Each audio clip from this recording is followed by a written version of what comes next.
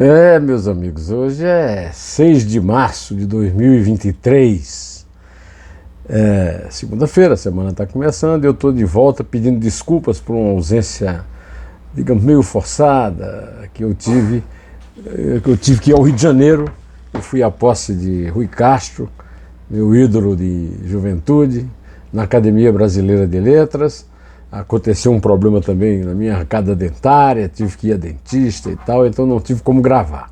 Estou gravando hoje, retomando nosso contato, para falar do caso das joias de 13 milhões e meio de reais, segundo a conta oficial, né, que teriam sido presenteadas pelo governo, pela ditadura da Arábia Saudita, a senhora Michele Bolsonaro, mas que graças à vigilância de um agente da Receita Federal no aeroporto de Guarulhos, ficaram retidas com muitas justificativas legais que deverão criar graves problemas jurídicos para o casal ex-presidencial. Eu quero aqui também comentar hoje o caso do Juscelininho. Lula disse que o Juscelininho vai ter que se explicar com ele. O Lula é o quê? É o sumo pontífice? É o substituto de Deus no julgamento final? Tem justiça para isso, senhor presidente. Justiça. Bom, a mulher que sofreu um ataque de um tubarão enquanto tomava banho na Praia de Piedade, em Jaboatão, dos Guararapes, perdeu um membro superior, e o adolescente também. Eu quero saber quando é que essas praias vão ser interditadas à frequência de banhistas e quando é que os banhistas vão deixar de ir lá, né? Porque com a praia com tubarão, pelo amor de Deus. Eu quero agradecer muito a quem se manteve fiel, a quem continua me acompanhando, está vendo esse vídeo, que nós vamos retomar agora a nossa rotina aqui do canal José Neumann e Pinto, né? E vamos começar agradecendo a você e pedindo que passe esse vídeo para as suas redes sociais, convidem amigos, falem do canal e que eles também passem a usar as suas redes sociais com os comentários que eu faço aqui. Vamos começar pelas joias. Joias de 3 milhões de euros, segundo a conta oficial, 13 milhões e meio de reais, trazidas por um milico da Aeronáutica, Marcos André dos Santos Soeiro, assessor do ex-ministro das Minas e Energia, o almirante Bento Albuquerque, na mochila com que desembarcou do Oriente Médio em Guarulhos em outubro de 2021. Meus amigos, a tradição da corrupção na política brasileira dar um outro uso à joia. Normalmente os corruptos pegam dinheiro de propina em notas e compram joias em grandes joalherias para guardar o fruto do seu roubo sem chamar muita atenção da polícia. O casal Bolsonaro, pelo visto, alterou um pouco essa prática, porque já ia receber joias num valor milionário de um presente não explicado por que foi dado, né? Aliás, é uma coincidência também que o diabo, quando não vem, manda o secretário. Nesse momento, um grande usuário de joia para esconder corrupção segundo a Lava Jato é o Sérgio Cabral, que acabou de sair da cadeia, recentemente libertado da prisão. No caso, agora não, elas vieram contra e elas vieram prontas e o valor excede em muito o máximo que alguém pode transportar do exterior para cá, ou seja, $1.000, R$5.200, precisam ser declarados à Receita. Não foram. O imposto de importação é 50%, no caso, somado à multa de 25%, o total seria, segundo as contas do Jornal Estado de São Paulo, que deu a notícia, de 12 milhões e meio de multa. O episódio é monstruoso e provoca vômitos de asco, vômitos de vergonha alheia, vômitos de viver num país em que essas coisas acontecem no mundo de hoje. Bom, vieram nesse avião, né, que do Oriente Médio trazia o ministro da Aeronáutica que estava a serviço e que pousou em Guarulhos em outubro de 2021. Segundo Fernando Haddad, ministro da Fazenda, ninguém ganha de presente 16 milhões de reais. Eu estou de acordo com Fernando Haddad. Essas cifras não são lá muito assim favoráveis ao PT, não, porque teve o mensalão que as cifras de corrupção também eram bastante expressivas e foram sumiram na poeira do tempo, né? Os jornais dão notícia de um cavalo com as patas quebradas e em cima de um estojo da marca de luxo Chopard, trazendo essas joias. O Lauro Jardim deu no Globo que Bolsonaro está assustado com a repercussão. Também pudera. Só que o que acontece é o seguinte: a Folha, o UOL, está dando em manchete que um ofício mostra que Bolsonaro mandou a Receita devolver as joias um dia antes de fugir para os Estados Unidos. E essa fuga me provoca o seguinte: já passou da hora do Bolsonaro ser extraditado. Com essa história das joias, ele já devia estar preso, né? Para responder pelo crime no Brasil. Por que os americanos ainda não decretaram a sua extradição? Será que o amigo dele, Donald Trump, tem esse prestígio todo ainda, apesar de estar liderando a oposição e não estar mais no governo? Bom, mas esse não é um caso único, né? Estamos agora diante do momento em que o presidente, no exercício do poder, Luiz Inácio Lula da Silva, assumiu os papéis de, ao mesmo tempo, sumo sacerdote, para perdoar ou não perdoar o Juscelininho filho, né? E de carrasco. Ele vai ter um encontro, né, com o Juscelininho e vai decidir o que fazer com ele. Ora, meus amigos, antes de audiência com Lula, o Juscelininho postou um vídeo com a sua versão sobre a própria cavalgada das Valquírias, né? Ficam me acusando de ter ido para lá para participar de um evento de cavalos. Isso não é verdade. Eu fui para participar de reuniões com a diretoria da operadora, claro, com as gerências regionais da Telebrás e da Anatel, além da montadora Biagi. Ele disse nesse vídeo. Olha, meus amigos, o que o Estadão traz é muito grave, né? O senhor deputado teria destinado 5 milhões do orçamento secreto para asfaltar uma estrada de terra que passa em frente a 8 fazendas de sua família em Vitorino Freire, no Maranhão.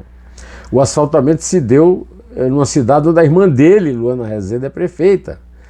O ministro também, segundo o noticiário, não estaria em dia com a Justiça Eleitoral porque não informou ao Tribunal Superior Eleitoral um patrimônio de ao menos 2 milhões e 200 mil reais em cavalos de raça. Na documentação de campanha consta que teria sido transportada em aviões da FAB uma família de cabos eleitorais de São Paulo, né? E os cabos eleitorais alegam nem conhecer o Juscelino. De acordo com o jornal, a lista falsa de passageiros foi utilizada para prestar conta de 385 mil reais em gastos de fundo eleitoral com a sua campanha. E ele nem deu bola para isso, só falou em 2 programinhas que, segundo o jornal, duraram 2 horas e meia de um fim de semana inteiro, onde ele participou de uma solenidade chamada O Oscar do Cavalo. Eu escrevi e está circulando desde sexta-feira a minha coluna na revista Cruzoé e no site Antagonista, cujo título é Lulinha o Leniente. O olho da matéria, né, que a gente chama olho, que é aquela partezinha que vem no começo para resumir o que é que vem no artigo, diz o seguinte: o PT, seu papa e devotos de Jair Messias, de Jesus, do Vaguinho e Juscelininho, calam como o Moisés de Michelangelo. É que no último parágrafo eu escrevi o seguinte: o feito o associou ao exemplo dado pelo imperador Calígula, em latim sapatinho, que nomeou o cavalo incitatus para o Senado romano, e de forma injusta, lembrado do velho ditado segundo o qual minha avó sempre repetia: quem fala muito dá bom dia a cavalo. Afinal, não tem dito muita coisa a respeito de suas idiosincrasias, nem ele, nem o PT, nem Lula, que já merece a alcunha nada majestática de O Leniente. Nenhum deles tem o porte de Bucéfalo, a alimária de guerra de Alexandre o Grande. todos imitam a estátua de mármore de Moisés, esculpida pelo renascentista Michelangelo Buonarroti, que, segundo reza o folclore, não atendeu ao apelo do escritor quando, ao concluir sua obra, entusiasmado com a verossimilhança da estátua, ordenou: fala! E, evidentemente, o mármore não falou. Bom, então, meus amigos, eu também devo registrar aqui registros da estupidez humana. Nós temos hoje registrados 2 casos de pessoas que perderam parte do corpo por mordidas de tubarão. Uma mulher sofreu um ataque de um tubarão enquanto tomava banho de mar na praia de Piedade, em Jaboatão dos Guararapes, no Grande Recife, nesta segunda-feira, e teve parte do membro superior esquerdo amputado em decorrência do ferimento. Segundo o Hospital da Restauração, onde ela foi atendida, o quadro de saúde é estável, mas ela está consciente e orientada, mas sem parte de um braço. A mulher repetiu o que aconteceu um dia depois que um adolescente foi mordido por um tubarão na mesma praia e teve a perna amputada. O Hospital da Restauração informa que a adolescente, vítima de incidente com tubarão, no domingo, tem um quadro de saúde estável, consciente e orientada. Passou por um procedimento cirúrgico para reparar as lesões causadas pela amputação de parte do superior esquerdo e está na sala de recuperação, segundo a nota do hospital. Eu falei para vocês no começo desse vídeo que a Isabel e eu fomos ao Rio para a posse de Rui Castro na cadeira número 13 da Academia Brasileira de Letras. Rui Castro tem 70 livros, ou seja, excedeu, né, na obrigação de escrever livro para entrar na academia, né? A primeira vez que eu li um texto de Rui Castro foi em 1968, quando, à noite, voltando para casa, eu passava na frente da sorveteria Flórida, que hoje é substituída por uma farmácia num calçadão no centro de Campina Grande, e ali eu encontrava o Galego, que era um vendedor de jornais do sul do país, inclusive A Última Hora do Rio, e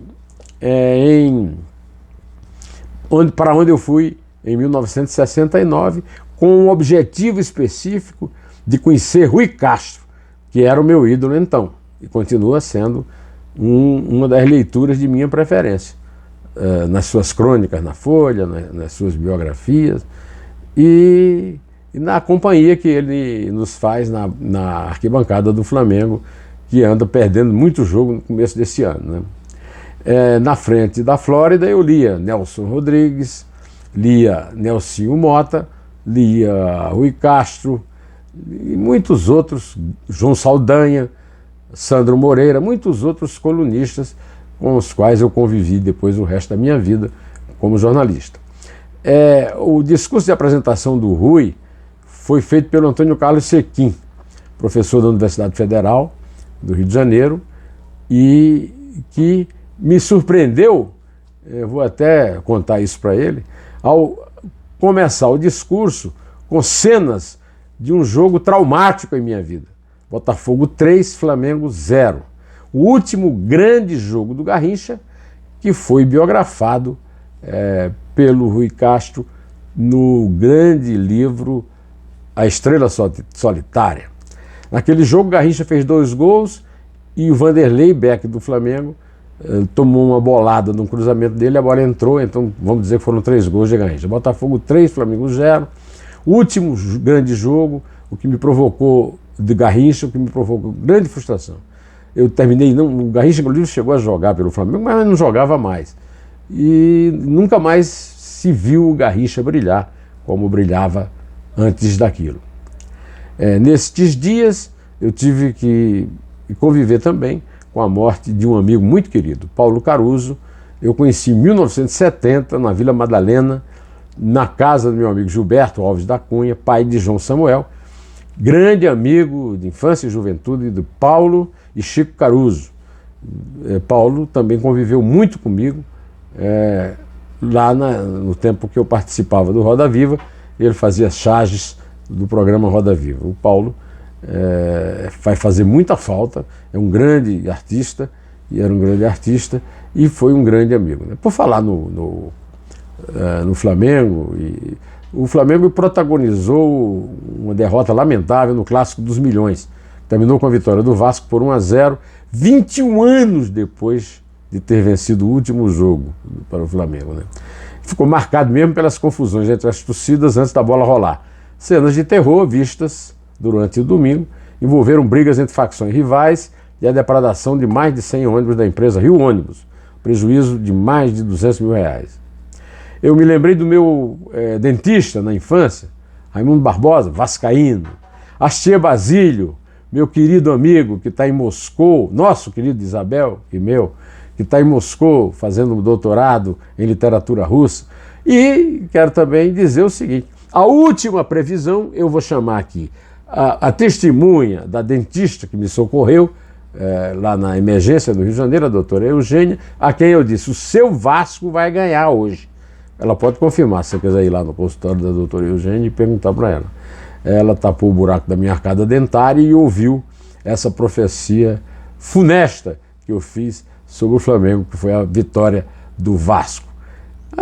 Essa direção do Flamengo merece isso e muito mais de ruim. Bom, eu vou ficando por aqui, direto ao assunto. Em pé!